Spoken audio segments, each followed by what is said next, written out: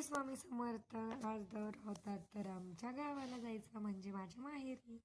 तर मी माहेरी जाण्यासाठी निघले होते आणि तिथून निघाल्यानंतर आम्ही फाट्यावरती आलो आणि खूप म्हणजे खूप मीटिंग होत होती, त्यामुळं आम्ही थांबलो कुठेतरी चहा वगैरे घ्या म्हणून.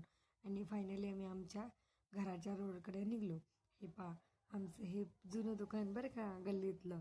आम्ही सारखं तिथं जायचं असायची आमची काही ना काही. गावाकडे आलो खूप भारी वाटतं बरं का. मनमोहक हे आमचं घर.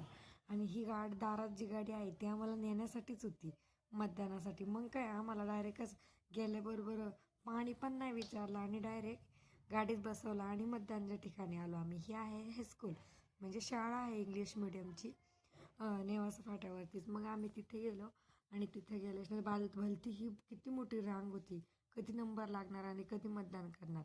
मग काय आम्ही मतदान वगैरे केलं आणि घरी आलो. पुन्हा घरी आल्याच्यानंतर मी तर घरात शिरली पण नव्हती, तर मग अशी बाहेरच्या बाहेरच गेल्यामुळं मग आता आले आणि बघत नुसतं थक्क राहिले. घराचं मी घरभरणीला आले होते, त्यानंतर आत्ताच आले होते.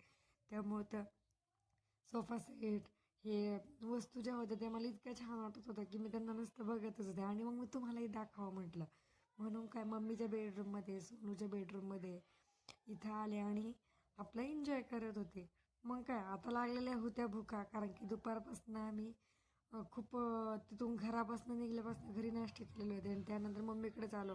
6-7 वाजून गेले. मग काय भावाला घेऊन डायरेक्ट कुठे खडका फाट्यावरती जेवण घ्यायला आलो. मग काय, कारण की फाट्यावरती जवळपास आम्ही घेत नाही, खडका फाट्यावरती देतो. मग काय खडका फाट्यावरती आलो आणि तिथं आम्ही पार्सल पालक पनीर पनीर भाजी आणि 10-12 रोट्या घेतल्या आणि पुढे चालून म्हटलं आता आपलं छान अशी फाट्यावरची प्रसिद्ध भेळ घे. ती कोणती भेळ म्हणजे आशा भेळ.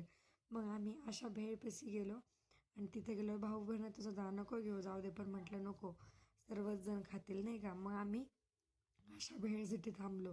तिथे भलती गर्दी होती, वाटत नव्हतं की भेटन म्हणून लवकर, पण म्हटलं चला आता आलोच आहे तर तसं नको जायला नाही का.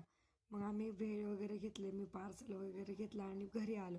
घरी आल्यावर लगेच ताव मारायला बसलो, कारण की दम काही निघतच नव्हता. आई सर्व करत होती आणि मग काही जेवण वगैरे झाल्यानंतर हे मामा आपले आमचे जुने फोटो दाखवत होता लहानपणचे, कोण कसं दिसत होतं आधी नाही का. मग ते बघत बसलो. बाकी हा माझा भाऊ आहे बरं का.